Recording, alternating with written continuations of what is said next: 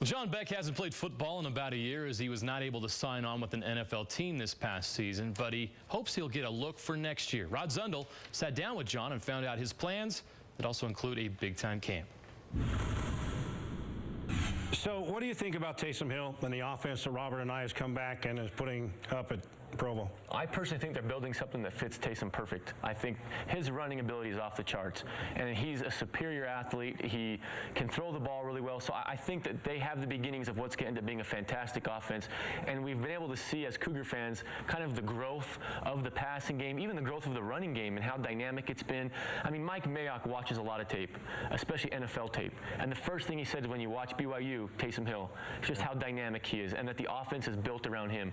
So it'll continue to grow. So you think the next couple of years with Taysom at quarterback, with what Anaya is doing, that it's the right direction? I do. I think it's going to be, you know, much like you saw with Tim Tebow up at Florida, just so dynamic, and with what Robert Griffin did at Baylor. I mean, Taysom's a unique athlete. Throwing and running, it's going to be fun to watch. Okay, so let's talk about you for a minute. The last we saw you with the Houston Texans, and then you haven't hooked on with anybody else in the NFL. No, I've had a few workouts. You know, I was hoping to stick on. I did camp with the Saints over the summer. I got in a couple opportunities, but haven't really stuck with anybody. It's killing me, though. I mean, it's killing me, trust me. I put a smile on my face, but inside, I mean, it's hard to not be playing right now. Because you're 32 years old, you still have a chance to a few years left, right? Yeah, I mean, I think so. Now, you talk about your time with the Saints and Sean Payton last summer. You thought you might have a shot at New Orleans? Yeah, I did. Camp went great. Last day of camp, after it was over, he brought me up in his office and basically asked me to wait around. You know, he's like, you impressed the heck out of this entire staff. You know, what is your decision from here on out? Are you thinking about going up to Canada? Can you put that on hold for a little bit? And I felt like, you know, it wasn't time for me yet to jump to Canada until I had kind of expended all the possibilities I could in the NFL. And I was hoping something would happen. I'd hope, you know, like an injury would happen. Even though you don't want one to happen, you kind of need one to happen. Just hasn't really worked out. Yeah, had a little look at Buffalo. Yeah, Buffalo. I went up there. I was just, you know, it's tricky when you go and you work out for teams that haven't had you before.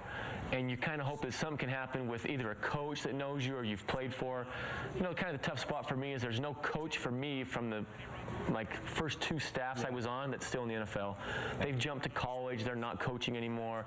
I was just at Ty Detmer's house last week, and he was telling me his last 6 years, it was coaches that he had played for in the past just picked him up and brought him on because, hey, he knows the offense. He can teach the young guys. He's a good, you know, emergency quarterback, and those opportunities just aren't there for me. So what's next for you? What's the next step? Well, hopefully I can keep playing ball. I mean, I'm not ready to be done playing ball. I want to, you know, if something can happen with an injury in the NFL, get back to the NFL.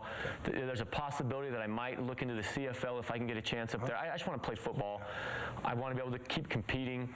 But on the side, I'm starting to work now with Tom House down in California, who does a lot of throwing stuff with professional throwers, baseball players, quarterbacks, and I've kind of worked on the quarterback side of his throwing things.